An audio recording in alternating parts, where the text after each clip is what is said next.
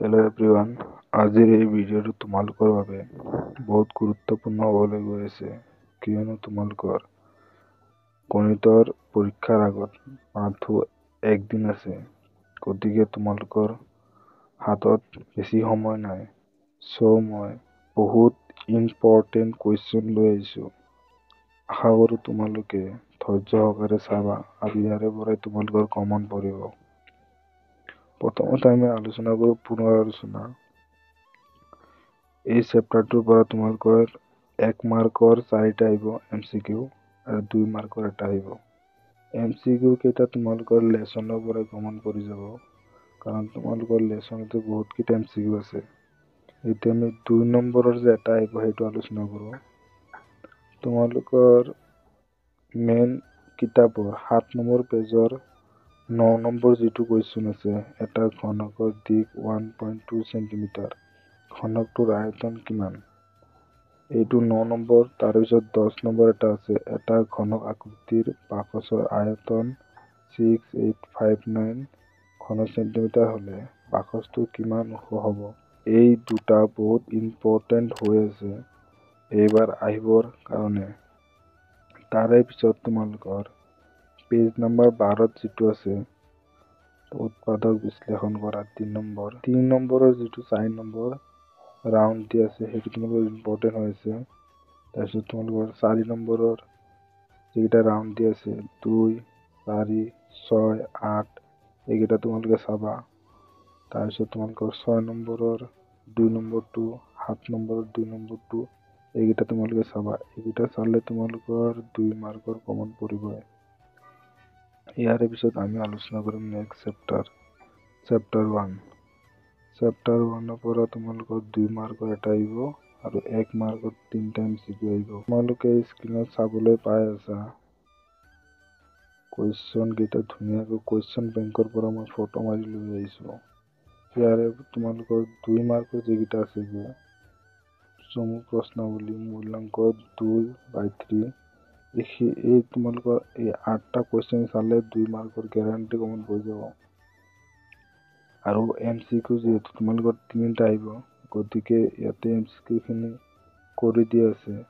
MCQ খিনি তোমালোকে ভালদৰে চাই ল'বা। মুঠতে এইখিনি চালে তোমালোকৰ ভালেখিনি কমন পৰি যাব।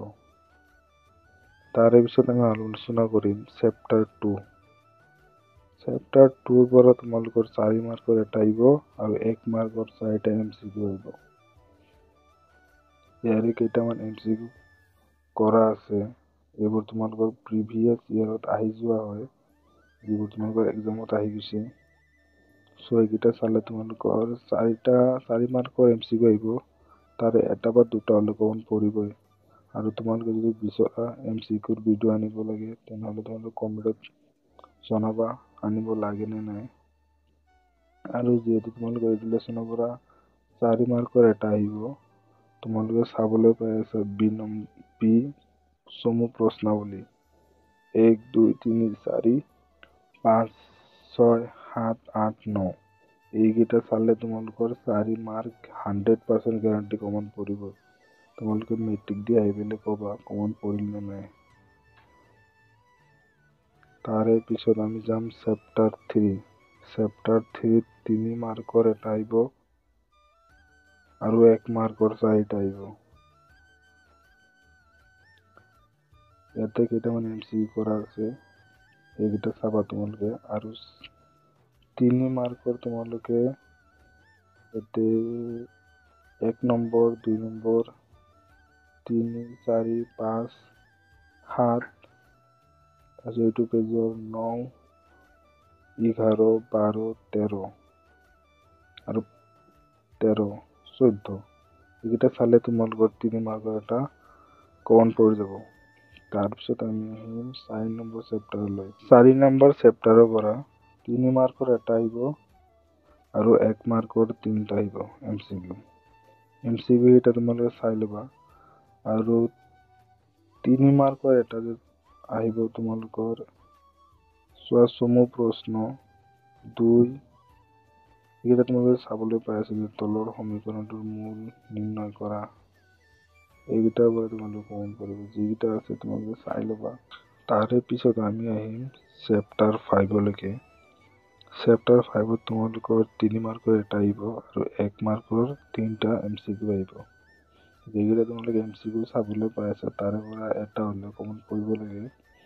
আৰু বাকী 3 মাৰ্কৰ যদি তোমালোকে কমন পেলাব খোজা তেনেহ'লে তোমালোকে যিখিনি প্ৰশ্ন চাই আছা গোটেইখিনি চাব লাগিব। তাৰে পৰা 3 মাৰ্কৰ এটা কমন পৰিবই, 100% গেৰাণ্টি। নপৰিলে পৰীক্ষা দি আহি পেলাই কমেণ্ট বক্সত কমেণ্ট কৰিবা নপৰা বুলি। তাৰে পিছত আমি আহিম চেপ্টাৰ 6। চেপ্টাৰ 6ত তোমালোকৰ 3 মাৰ্কৰ এটা আহিব আৰু 1 মাৰ্কৰ 3টা MCQ আহিব। 3 মাৰ্কৰ এটা যিটো আহিব তোমালোকে চাবলৈ পাই আছা ৰাউণ্ড দি আছে 7 নম্বৰ, তাৰপিছত বি চমু প্ৰশ্ন তাৰ 1 নম্বৰ, 3 নম্বৰ আৰু 11 নম্বৰ। এইকেইটাৰ পৰাই তোমালোকৰ 3 মাৰ্কৰ এটা কমন পৰিবই। তাৰে পিছত আমি আহিম 7 নম্বৰ চেপ্টাৰলৈ, স্থানাংক জ্যামিতি। 7 নম্বৰ লেচনৰ পৰা তোমালোকৰ 1 মাৰ্কৰ 4টা MCQ আহিব আৰু 3 মাৰ্কৰ এটা আহিব। 3 মাৰ্কৰ এটা যে তোমালোকে চাবলৈ পাইছা চমু প্ৰশ্ন মূল্যাংক 2, 3, 4 তাৰে পৰা 1, 2, 3, 4 5টো নালাগে, 6টো নালাগে, 7, 8, 9, 10, 11, 12, 13 বা 13, 14, 15 নালাগে। বাইকেইটা চালে তোমালোকৰ 3 নম্বৰৰ এটা কমন পৰিব। আজিৰ ভিডিঅ'টোত এইখিনিয়ে আৰু বাকীখিনি আমি নেক্সট ভিডিঅ'ত আলোচনা কৰিম।